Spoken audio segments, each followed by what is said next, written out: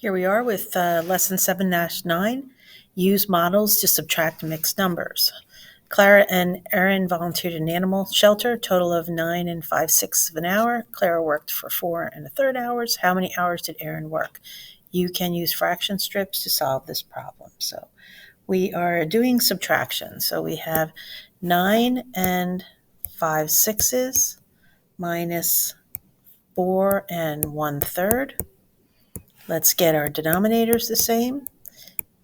3 goes into 6, so I can leave that one alone and just rename 1/3 into 2 6s. And when I subtract, 5 minus 2 is 3, 9 minus 4 is 5, 5 and 3 6s, and 3 6s can actually reduce to 1/2.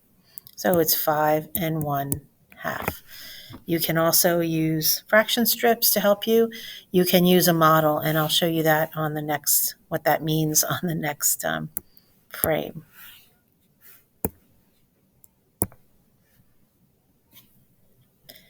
So here we have using the model. So James needs 1 11/12 of an inch of pipe to repair a small piece of bicycle frame. He has a pipe that is 2.5 inches long.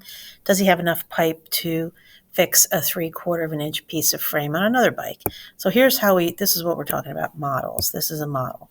So my first value is shown using fraction strips. My second value is crossed out. What I have left would be my answer. So I start with 2 fraction strips, a 1 and a 1, and then I have 6/12. So that's what I start with, 2 and 6/12. So that's what I drew. But now I'm going to do some exchanging, and because I want to subtract out 1 and 11/12. And I picked 12ths here because remember when we are subtracting or doing anything, we need to have that common denominator, and 12 is our common denominator. So that's why we took a 1 right here and we exchanged it for 12/12, because we're going to cross out. So we're crossing out 1 and we're crossing out 11/12, and whatever you have left is your answer, which will be 7/12. So that's using that model.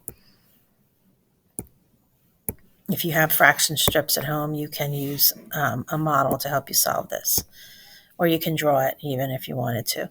When subtracting 2 mixed numbers, is it always necessary to rename one of the whole numbers? No, not always, but sometimes you have to. That's kind of a silly question.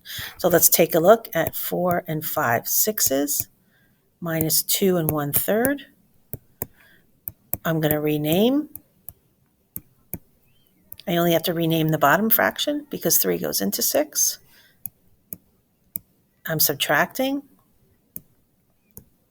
So 2 and 3 6s will reduce to 2 and 1/2 for number 2.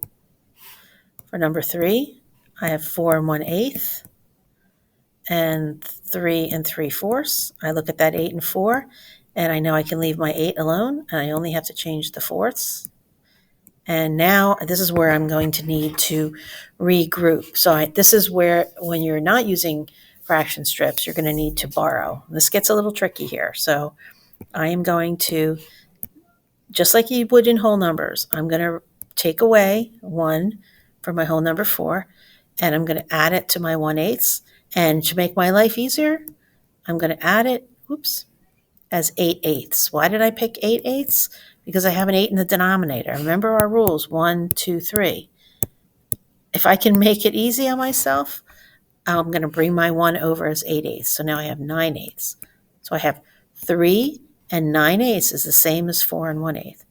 So it's like I'm making an improper fraction. So now I can actually subtract. 9 minus 6 is 3. 3 minus 3 is 0. So my final answer there is 3/8. We will do more of those. Do not worry. The next one, 5 and 4/10 minus 3 and 4/5. Rename.